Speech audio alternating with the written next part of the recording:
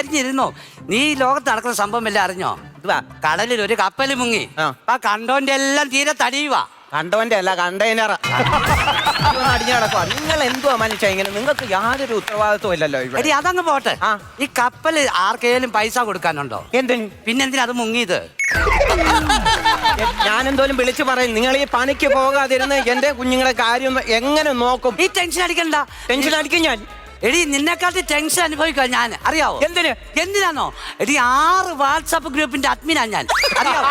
എടി 12 മണിയാകും ഞാൻ ഇവർക്ക് ഗുഡ് നൈറ്റ് ഇട്ടിട്ട് ഒന്ന് കിടക്കുമ്പോ നീ പിന്നെ വെളുപ്പിനെ തുടങ്ങണം ഗുഡ് മോർണിംഗ്. ആരടിക്കും? എന്നെ കൊണ്ട് ഒന്നും പറയിപ്പിക്കരുത്. വേണ്ട, ചെറുക്കന്റെ സ്കൂളിൽ നിന്ന് ടീച്ചർ വിളിച്ചു. എന്നിട്ട് സ്കൂളിൽ ടൂറി വെച്ചേക്കോ വന്ന. എന്റെ ദൈവമേ, അത് നീ ശ്രദ്ധിക്കണം. നിന്റെ ഉത്തരവാദിത്തം. രാവിലെ അവൻ എഴുന്നേറ്റാൽ അവനെ കക്കൂച്ചി കൊണ്ട് കാര്യങ്ങൾ ചെയ്ത് വിടേണ്ടത് നീയാ.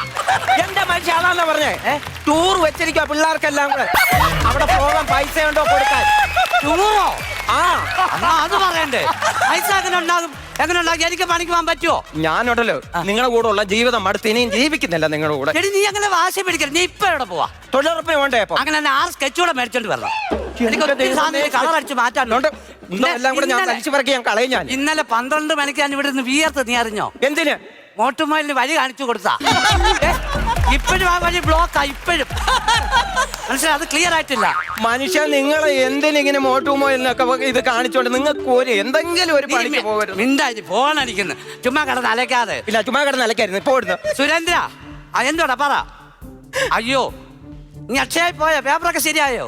എടാ നീ അക്ഷയ പറഞ്ഞ് എനിക്കൊരു ഉപകാരം ചെയ്യണേ. അങ്ങേപ്പുറത്തുനിന്ന് 2 പിള്ളേർ കളർ അടിക്കുന്ന ബുക്കിൽ അതോട് മേടിച്ചോണ്ട് പോരും കേട്ടോ. എങ്ങനെ പോടാ? എനിക്ക് വയ്യ. എന്തുവാ ടി വി ഒന്ന് വെക്കണം. എന്റെ കുഞ്ഞിന് എന്തെങ്കിലും ആപത്ത് എന്തെങ്കിലും പറ്റിയോ? എടി അതല്ല, പിന്നെ കാട്ടിലെ കണ്ണൻ തുടങ്ങിയിട്ട് 2ാം ഭാഗം തുടങ്ങി. 1/2 മണിക്കൂറായി. മനസ്സിലായോ? ഞാൻ വിളിച്ചു പറഞ്ഞാൽ കൂടി പോകും.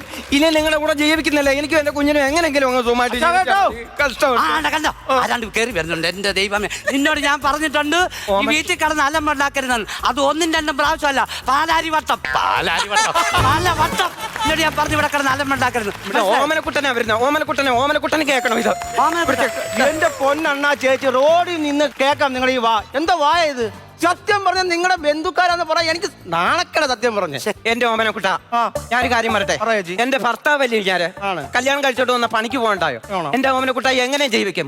എന്റെ ഓമനക്കുട്ടന്റെ വീട്ടിലാണെങ്കിൽ ഭാര്യ എങ്ങനെയാ നോക്കുന്നത്? എന്റെ ഓമനക്കുട്ട അവിടെ ഓമനക്കുട്ട അങ്ങനെ ഇത്ര നേരം അവിടെ പറഞ്ഞേ.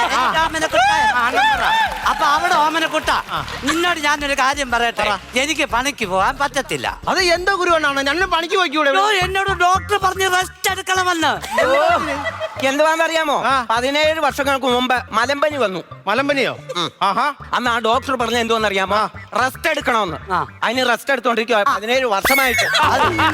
ഇത് വേറെ ഏതെങ്കിലും ഡോക്ടറെ പോയി കണ്ടിട്ട് ഇറങ്ങി പണിക്ക് പോകാൻ നോക്കണ്ട. എടാ ഈ ഡോക്ടർ പറയണ്ടേ? അത് ഞാൻ റെസ്റ്റ് എടുക്കണ്ട മതിയെന്ന് പറയണ്ടേ? അതെന്തുവാന്ന് ചോദിക്കട്ടെ. ആ ഡോക്ടർ ഇല്ലയോ എന്റെ ഓമനക്കുട്ട മരിച്ചുപോയി.